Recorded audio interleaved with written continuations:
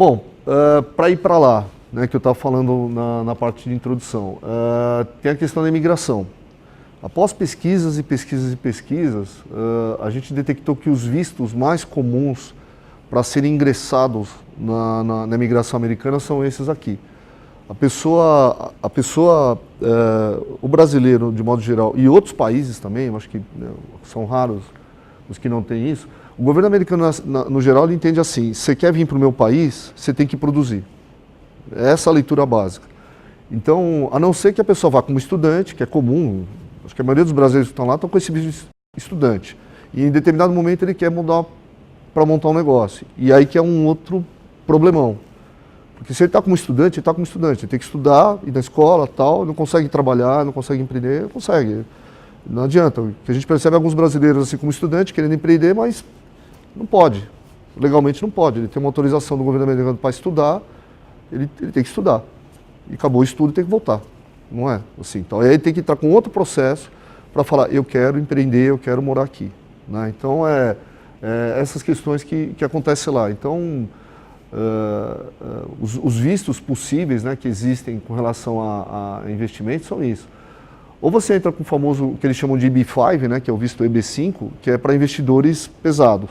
Né? Quer dizer, até um tempo atrás você estava falando em $500 mil, $600 mil, já estou vindo lá coisa de $700, $800 mil para você poder ter o teu ok legal. Nós estamos converter isso para o Brasil, nós estamos falando de uns quase 3 milhões, né, 2 milhões e meio, tal, para basicamente você empreender. Pode ser o nosso negócio, mas teria outros N negócios, né? O próprio estádio do Orlando City, lá onde joga o Kaká, tem projeto de B5, né? Você compra uma cota e pode ajudar a construir o estádio e ganha o teu visto do Green Card. O Vivenda do Camarão teve recentemente, fez uma captação de acho que 2 milhões e meio de dólares. Hipoteticamente gerou 5 Green Cards para os investidores, né? Só que eles fecharam agora, depois de meio ano eles fecharam todas as lojas. E eu falei com o mentor do projeto e eles estão bem preocupados, porque eles vão ter que apresentar esse resultado daqui a uns 2, 3 anos, né, de como é que as coisas estão acontecendo. Aliás, ele não sabia o que ia fazer. Eu encontrei ele no evento e ele estava, enfim, reclamando como é que ele iria fazer. E ele é uma pessoa que já está há mais de 3 décadas nos Estados Unidos, né? Então ele estava realmente preocupado, quer dizer, não basta você ter o visto, você vai ter que apresentar um pouco o teu resultado, né? O governo te deu o Green Card, você tem que dizer que o teu negócio prosperou. Aí você tem os vistos de cidadanias, né? Eu sei que tem gente aqui que está nesse caso, né? Que as mais comuns aqui no Brasil seria italiana, espanhola, alemã, né? Tem lá Polônia, tem outros países e tal, que é você conseguir a cidadania de um outro país e principalmente a Itália e a Espanha dão essa condição. Tem muita gente que é descendente de português, mas Portugal também não é signatário ali. Então não adianta você conseguir a cidadania portuguesa que você não vai conseguir esse benefício. Então as cidadanias mais comuns aqui, que tem muito colônia italiana e espanhola, são aceitas, mas que também entende empreender um negócio. Né? Você tem que montar um negócio, tirar emprego e por aí vai. Né? E tem o L1, né? Que é justamente a que eu consegui, que é justamente o empresário no Brasil, o executivo de uma empresa patrocinadora com vínculo de mais ou menos 2 anos. Né? Eu estou falando isso porque o meu caso foi exatamente esse. Eu tinha a oportunidade de ir pela empresa, né? Mas iria levar um tempo para eu conseguir obter esse visto que ia conseguir agora no final do ano. Por eu ter sido franqueado, e eu sou franqueado no Brasil, estou falando eu e minha esposa, né? Minha esposa ser franqueada, existiu a possibilidade da gente fazer um processo de L1 para ela, como empresária, que estaria montando o seu negócio nos Estados Unidos, certo? E não bastasse isso, a gente tinha um parceiro nosso, investidor também, e que nós fizemos exatamente esse projeto, ou seja, essa pessoa trabalhou com a gente um período e foi expatriado junto, ou seja, a nossa empresa expatriou 2 pessoas, expatriou o executivo e o sócio. Entendeu? Tem uma lógica aí de construção, não vou falar aqui, mas foi possível, o fruto foi esse. A gente, obviamente o projeto vinha lá de 3 anos com relação a esse investidor, a gente criou esse vínculo da pessoa com a empresa, já era do segmento também, já tinha esse projeto de ir para os Estados Unidos, Conclusão, os 2 vistos foram aprovados nos Estados Unidos. Claro que você precisa ter uma boa assessoria para fazer isso acontecer. Então, ou seja, o L1 é esse visto em que você tem um negócio aqui e que você apresenta, não precisa ser um negócio da Morana, tá?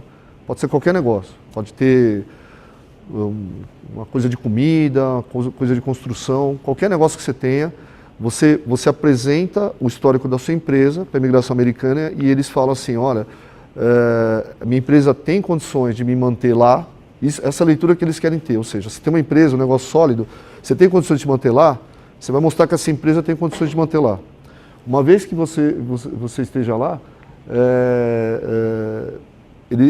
depois de um tempo você vai ter que demonstrar que essa empresa ainda continua firme, forte, performando aí. Mas esse processo de executivo expatriado é o que mais a gente vê comum lá do pessoal fazendo e edificando o negócio. Tem uma leitura, e é verdade, deles serem rigorosos sim. Tá? Eu mesmo fui pego, no bom sentido, em algumas entradas nos Estados Unidos lá, que eles fazem um interrogatório na salinha e quer saber. Eu vi de tudo lá, até quer ser deportado, enfim, que tinha um monte de coisa, mas enfim, todo o meu processo estava correndo. Né? No ano passado, eu tinha dado a entrada em setembro, entrei e saí 3 vezes dos Estados Unidos para o Brasil, na última que eles foram um pouco mais rigorosos. E a única coisa que eles pegaram no meu pé foi o negócio da escola dos meus filhos, que eu vou falar um pouco aí para frente também. Mas, ao final, depois de ter explicado tudo bonitinho, os 2 agentes que estavam lá, eles falaram assim, eu estou vendo que você está falando a verdade, o teu perfil interessa para os Estados Unidos, né? Só faz as coisas certinhas. Eu falei, não, estou querendo fazer as coisas certas, né? Quer dizer, meu objetivo é esse. Eu falei, não, só o negócio da escola pública do teu filho que não está legal. Vai lá na escola e fala, né? Já que eu estou falando disso, eu vou até adiantar. Aí eu fui até a escola, apresentei meu processo migratório, aí a secretária lá da escola lá falou assim, eu não posso aceitar seu filho, né? Não sei a forma que eu falei, ela entendeu que eu iria colocar o meu filho na escola. Aí eu falei, você não está entendendo, meu filho já está na escola, né? Já está estudando faz 2 meses aí. Eu falei, teu filho já está aqui? Quem é? Tal, não sei o quê. Ah, não, esquece, devolveu o material. Eu falei, não, a imigração pediu para eu vir aqui, né? Tô vindo aqui para deixar regularizado, para ver como é que a gente resolve. Não, fica tranquilo. Aí, depois, falando com o meu advogado, que eu entendi que a lei da educação é soberana da imigração lá. Você não pode deixar o teu filho sem estudar lá, ou qualquer pessoa que esteja ligada a você. O que não pode é tipo assim, a imigração, por mais que argumente essa questão da escola ter que ser privada num primeiro momento, você não pode, é impensável você imaginar que você chegou nos Estados Unidos e teu filho não está fazendo nada.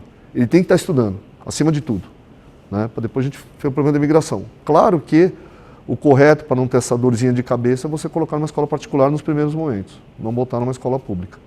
Né? Eu coloquei numa pública. A bem da verdade, realmente, eu sabia da informação que teria que estar numa escola, que eu tinha que botar ele de qualquer jeito numa escola.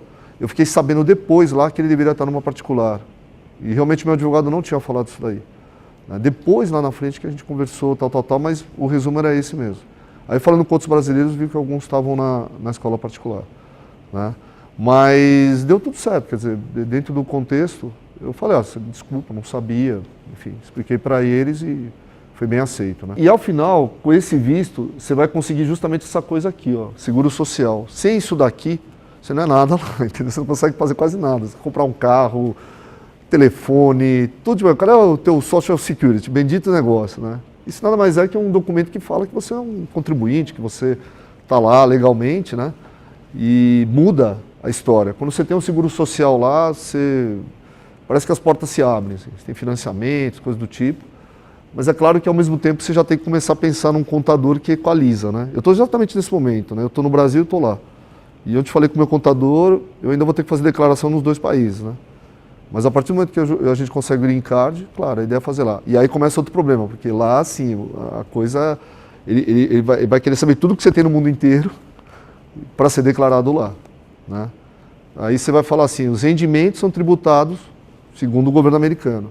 As propriedades não tem tanto problema. Vai ter problema lá na frente, tá? Para você passar a perder, as coisas do tipo, aí tem até adiantando, né? O governo americano é assim. Você tem propriedades aqui no Brasil, você chegou e declarou lá, depois você está morando 10 anos, tal, não sei o quê. Aí você quer passar isso para herdeiros, alguma coisa do gênero. O governo americano pega acho que mais de 50% desse valor de você tem que pagar isso daí. Qual a leitura deles? É tipo assim, se você trabalhou e construiu isso daí, de alguma forma a sociedade te ajudou a construir isso daí. Então, você deve devolver para não dar de mão beijada para os seus herdeiros, porque nós, como latinos e brasileiros, somos paternalistas, né, queremos passar, você tem que devolver isso para a sociedade. Uma parte fica assim com a sua família, né, mas deixa eles também batalharem, eles por si só, para conseguirem o seu negócio. Você está falando de propriedade nos Estados Unidos? Propriedade no mundo inteiro. Se você tiver o green card, você vai ter que declarar tudo. Eu fiquei sabendo de 2 histórias de brasileiros que estão lá. Tem uma lá que está tendo que pagar $600 mil, né? Ela me falou, ela relacionou as propriedades por causa de um espólio, de um inventário da família e tal, que para ela conseguir isso, ela não consegue, está bloqueado bem lá, segundo, porque estava declarado, né? Aí faleceu um parente dela, enfim, ela não consegue movimentar enquanto ela não pagar isso daí. E aí depois eu falando com o advogado, pelo menos é o que eu entendi de leitura, né? Claro que no meio do caminho começa as histórias de offshore, enfim.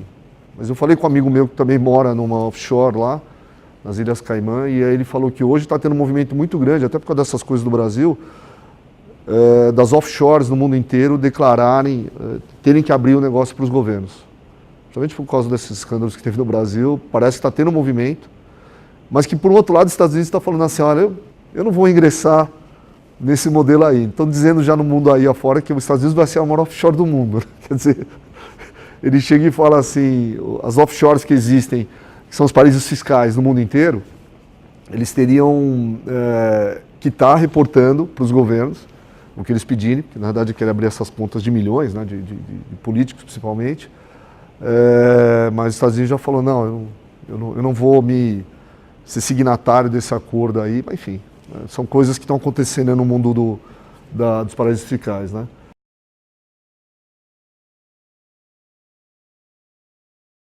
Onde seria interessante morar? Legal morar nos Estados Unidos, Miami, Orlando, sei lá, Boca Raton, Fort Lauderdale, começa a ter uma série de locais lá interessantes para morar. Na nossa leitura, é interessante que esteja perto do seu lugar onde você eventualmente vai montar o seu negócio, claro, no nosso caso, negócio morando. Por quê? Porque é o velho ditado, o dono que engorda mesmo o gado lá. É interessante ele estar perto, né? Existe o detalhe do dia a dia que é importante ele estar perto. Então, a partir do momento, e eu tenho alguns casos de gente que já está morando lá, eu estou desenvolvendo alguns projetos, onde é que você está morando? Estou morando em Sarasota, lá, que está perto de Tampa. Eu vou lá para Sarasota e vou ver qual é o centro comercial que está lá, qual é o house holding income, eu vou fazer uma análise lá para entender a viabilidade do negócio. Eu não vou transferir ele para um outro lugar, né? E eu vou, de alguma forma, enxergar. Essa é a boa notícia, tá? Os Estados Unidos está cheio de clusters viáveis para o nosso negócio. Eu não duvido que a gente monte... eu vou estar viajando aqui, mas na Flórida eu enxergaria pelo menos umas 50, 80 operações, assim, mas tranquilamente. Em cidades, em núcleos urbanos distintos, né? Porque vocês já foram lá, obviamente, vocês percebem esse planejamento urbano que os aglomerados urbanos estão distantes, né? É tudo fácil chegar em meia hora, 35 minutos, 40 minutos, mas é longe. Não é tão simples você falar, olha, eu vou sair de Fort Lauderdale e vou para Downtown Miami. Você leva um tempo, você desanima, você quer fazer suas coisas em Fort Lauderdale, você não vai ficar indo para Miami toda hora. E por aí vai, né? Você tem Weston, você tem Pembroke Pines, você tem várias cidades, né? Para a gente seria uma leitura de bairro que você tem condições de viabilizar o teu negócio lá. Então a gente entende que a ideia do local seria interessante imaginar, quer dizer, eu quero morar ali, e automaticamente você vai imaginar montar um negócio lá. Então teria que ter uma equação ali, né? A outra coisa que também interessa, que no final muita gente vai por causa disso, eu não vou negar que eu fui também, é a questão da escola, né? E existe um site, depois eu posso até mandar para vocês, que é um site que ele dá o rating de todas as escolas americanas. Qual é o rating 5, 6, 7, 8, 9, 10 tal, não sei o quê. Eu fui morar em Sunny Isles porque o rating da escola estava 9 e virou 10, né? E o que acontece nessa leitura de escola americana? E eu sabia isso porque o nosso presidente morava em Los Angeles. A comunidade se mobiliza em torno da escola. Por quê? Porque a escola sendo boa, automaticamente as pessoas querem morar naquela região. O que acontece? Os imóveis são valorizados. Então qual é a relação direta? A partir do momento que eu moro lá e tenho uma propriedade, se a escola for boa, mais gente quer vir morar lá. Mais gente quer comprar o meu bem, mais gente quer alugar o meu negócio, valoriza o meu negócio. Então eu tenho interesse que a escola vá bem. Então é comum você ver o pessoal tipo doando coisas para a escola. Quer dizer, ele quer a escola forte para que o meu bem seja valorizado.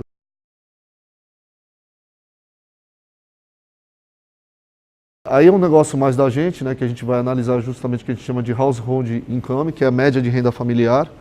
Hoje a gente já consegue perceber mais ou menos qual o potencial de mercado em função de algumas faixas de renda das famílias americanas. E a grande massa está ali nos 50, 60 mil dólares, 70 mil dólares, ano, né? E aí, quando você percebe alguns aglomerados urbanos com uma certa faixa de renda, você percebe os estabelecimentos comerciais que estão nesses locais, o tipo de perfil de público, o tipo de carro, inclusive, o tipo de potencial de vendas que ele tem. Então você consegue enxergar mais ou menos como o negócio nosso se adaptaria, né? Isso é um negócio que a gente faz há 20 anos aqui e que a receita mais ou menos se replica lá. Aliás, a gente aprendeu de lá, né? Quer dizer, veio de lá algumas leituras de mercado. Então, ali é mais fácil você enxergar, às vezes, como é que essa dinâmica de resultado pode funcionar, né? Por isso que você começa a entender, por que tem Best Buy, Walmart, CVS, Walgreens, por que tem 2, 3, tal, porque na verdade você tem uma demanda. Ninguém vai montar numa minha cidade, na minha, por exemplo, tem uma Walgreens e 2 CVS. Aí você começa a entender por quê, né? Aí você vai lá, frequenta como americano todo dia, nossa, está sempre cheio aqui, não sei o quê. Publix também, né? Você dá uma lei, Whole Foods, né? Que é uma rede de supermercado aí orgânica. Você começa a perceber a dinâmica de movimento lá, você consegue entender como é que o americano funciona, né? Qual é a dinâmica do dia a dia dele. Ele vai lá, e aí por que não montar uma loja nesse caminho dele, né? Dessa questão, né? Eu, aliás, vocês vão ver que no final eu identifiquei para Morana e eu montei exatamente dentro do salão de cabeleireiro. Eu montei num shopping que está os 3 salões de cabeleireiro da cidade e eu consegui uma negociação com o salão de cabeleireiro para pegar uma parte dele, né? Vocês vão ver as fotos até, ficou bem interessante. A gente vai fazer o Grand Opening na sexta-feira que vem. Nós abrimos na segunda, nós estamos preparando. A gente só levantou a porta. A gente não começou ainda a divulgar para a comunidade, né? Então nós estamos preparando o nosso Facebook, o nosso Instagram lá. Eu vou explicar depois como é que teria que ser feito isso, que o americano vê muito isso mesmo. O brasileiro já vê, né? É muito mais forte ainda, né? Mas aí tem toda uma dinâmica para a gente fazer isso, tá? Aí a gente tem que analisar justamente essa questão da vizinhança, né? E as comunidades locais. E realmente os brasileiros podem ajudar. Eu tenho tido visita de vários brasileiros, esse que está lá em Nova York está fazendo isso. Eles têm essa saudade do Brasil, eles curtem a marca, eles compram sim. E o brasileiro lá, até por ser carente, ele passa a ser o embaixador da gente. Isso é interessante, você começa a perceber que ele começa a trazer outras comunidades, hispânicos, americanos, o que é bom. Passa a ser um soldadinho em favor da gente. Quando ele está lá fora, ele abraça o negócio brasileiro e quer ajudar a promover, né? Então, se a gente fizer um bom trabalho com eles, a gente consegue estabelecer uma dinâmica, e é normal o brasileiro ter um círculo de amizade com outras comunidades, né?